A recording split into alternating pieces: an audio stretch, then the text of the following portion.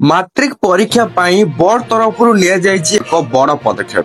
ଯାହା ବି କିଛି ନୂଆ ସୂଚନା ଆସିଛି ତା ବିଷୟରେ ସମସ୍ତେ ଜାଣି ରଖିବା ଜରୁରୀ। ହେଲେ କଣ ରହିଛି ଅପଡେଟଟି, ଚାଲନ୍ତୁ ଆଉ ଡେରି ନ କରି ଫଟାଫଟ ଅପଡେଟଟି ଜାଣିବା। ହେଲେ ତାହା ପୂର୍ବରୁ ଭିଡିଓକୁ ଗୋଟେ ଲାଇକ୍ କରନ୍ତୁ। ଚ୍ୟାନେଲକୁ ନୂଆ ଆସିଥିଲେ ଏବେ ହିଁ ଚ୍ୟାନେଲକୁ ସବସ୍କ୍ରାଇବ କରି ବେଲ୍ ଆଇକନକୁ ପ୍ରେସ୍ କରି ଅଲରେ କ୍ଲିକ୍ କରି ରଖିବାକୁ ଜମାରୁ ବି ଭୁଲନ୍ତୁ ନାହିଁ। ଚଳିତ ବର୍ଷ ହାଇସ୍କୁଲ ସାର୍ଟିଫିକେଟ ପରୀକ୍ଷା ବା ମାଟ୍ରିକର ଲାଇଭ ଷ୍ଟ୍ରିମିଂ ବ୍ୟବସ୍ଥା ହେବ। ପରୀକ୍ଷା ବେଳେ କର୍ତ୍ତୃପକ୍ଷଙ୍କ ସମ୍ପୂର୍ଣ୍ଣ ନିୟନ୍ତ୍ରଣରେ ରହିବ ପରୀକ୍ଷା କେନ୍ଦ୍ର। ମାଟ୍ରିକ ପରୀକ୍ଷାରେ କପି ରଖିବା ସହ ପ୍ରଶ୍ନପତ୍ର ଭାଇରାଲ ଭଳି ଅନିୟମିତତାକୁ ପ୍ରତିହତ କରିବା ପାଇଁ ମାଧ୍ୟମିକ ଶିକ୍ଷା ପରିଷଦ ବା ବୋର୍ଡ କର୍ତ୍ତୃପକ୍ଷ ଏଭଳି ବୈଷୟିକ ବ୍ୟବସ୍ଥା କାର୍ଯ୍ୟକାରୀ କରିବାକୁ ଉଦ୍ୟମ ଆରମ୍ଭ କରିଛନ୍ତି। ଲାଇଭ ଷ୍ଟ୍ରିମିଂ ବ୍ୟବସ୍ଥା ରାଜ୍ୟର ସମସ୍ତ ପରୀକ୍ଷା କେନ୍ଦ୍ରରେ କିଭଳି କାର୍ଯ୍ୟକାରୀ ହୋଇପାରିବ ସେଥିପାଇଁ ବୋର୍ଡ କର୍ତ୍ତୃପକ୍ଷ ବିଭିନ୍ନ ଆଇଟି ଫାର୍ମରୁ ଟେଣ୍ଡର ଆହ୍ୱାନ କରିଥିବା ସୂଚନା ମିଳିଛି। ଆସନ୍ତା ଫେବୃଆରୀ 21 ତାରିଖରୁ ମାଟ୍ରିକ ପରୀକ୍ଷା ଆରମ୍ଭ ହୋଇ ମାର୍ଚ୍ଚ 6 ତାରିଖ ପର୍ଯ୍ୟନ୍ତ ଚାଲିବ। ରାଜ୍ୟରେ 5.5 ଲକ୍ଷରୁ ଅଧିକ ଛାତ୍ରଛାତ୍ରୀ ପ୍ରାୟ 3000 ପରୀକ୍ଷା କେନ୍ଦ୍ରରେ ଏହି ପରୀକ୍ଷା ଦେବେ।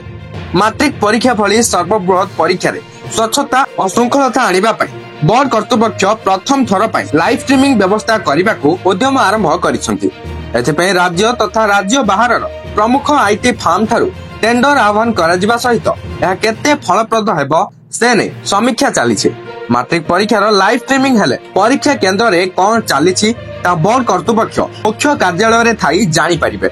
ସେହି ଅନୁସାରେ ଯେଉଁ ପରୀକ୍ଷା କେନ୍ଦ୍ରରେ କିଛି ଅବ୍ୟବସ୍ଥା ବା ଅନିୟମିତତା ଘଟିଲା ବୋର୍ଡ କର୍ତ୍ତୃପକ୍ଷ ତୁରନ୍ତ ତାହାର ପ୍ରତିକାର ବ୍ୟବସ୍ଥା କରିବେ। ଏହାଦ୍ୱାରା ପରୀକ୍ଷାରେ କପି ଅଥବା ପ୍ରଶ୍ନପତ୍ର ଭାଇରାଲ ରଖିବା ସହଜ ହେବ ବୋଲି ବୋର୍ଡ ପକ୍ଷରୁ କୁହାଯାଉଛି। 2024 ମାଟ୍ରିକ ପରୀକ୍ଷାରେ କୃତ୍ରିମ ବୁଦ୍ଧିମତ୍ତା ବା ଆର୍ଟିଫିସିଆଲ ଇଣ୍ଟେଲିଜେନ୍ସ ବ୍ୟବସ୍ଥା କରାଯାଇଥିବା ବେଳେ ଅନେକ କ୍ଷେତ୍ରରେ ଏହା କପି ରଖିବାରେ ସଫଳ ହୋଇଥିଲା।